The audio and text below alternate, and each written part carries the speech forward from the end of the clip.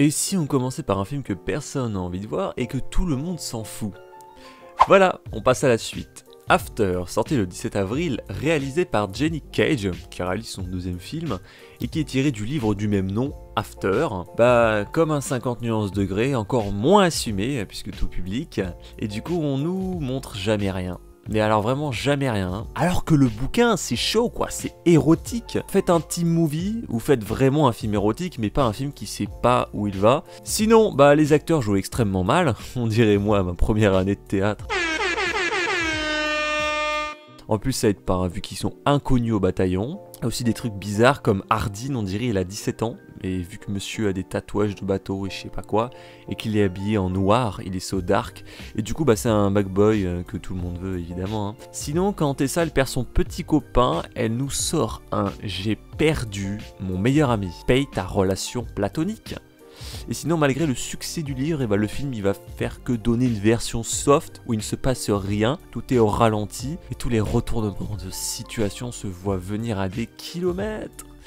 Je n'ai pas aimé. Et dans la salle, toutes les gamines de 15-14 ans étaient d'accord pour dire que c'était de la merde. C'est pas moi qui le dis. En tout cas, la mère de Tessa, c'est la petite copine de Hellboy dans les deux films de Guillermo del Toro. Transition de ouf. Nope. Alors je n'irai pas voir Hellboy, qui me donne clairement pas envie, hein. Tu vois la filmographie du réalisateur Neil Marshall, il n'y a pas photo. Hein. Quoi qu'en plus la mode de refaire des films sur des sagas qui n'en ont clairement pas besoin, vu que les films de Guillermo del Toro étaient géniaux, hein, je vais me les remater en plus. Et aussi Mila Jovovich et sa filmographie, bah non merci quoi, surtout que c'est elle qui joue la méchante. Si elle joue une méchante, ça veut dire que le film sera mauvais. Sinon il y a un autre film que je n'irai pas voir, c'est Détective Pikachu, hein, de Rob Letterman, hein. Tout simplement je n'aime pas Pokémon, voilà. Et en tout cas mes potes qui sont allés le voir, ils m'ont dit que la majorité des gens dans la salle c'était des gosses. Du coup bah c'est un film pour enfants et pour fans.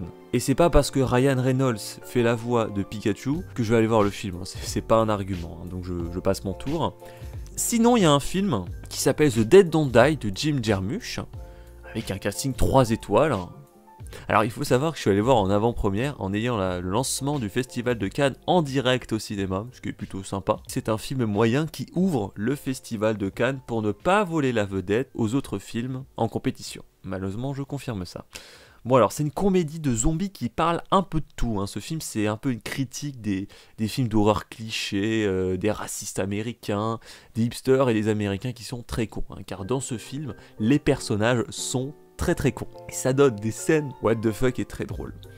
Donc je me suis bien marré, mais c'est dommage que le film ne fait que critiquer et pointer du doigt un genre de cinéma sans vraiment proposer du neuf. Mais en tout cas, tu vas bien te fendre la poire et oublier ce que je viens de dire, donc fonce voir ce film. Allez, bye, Oled Kashoun.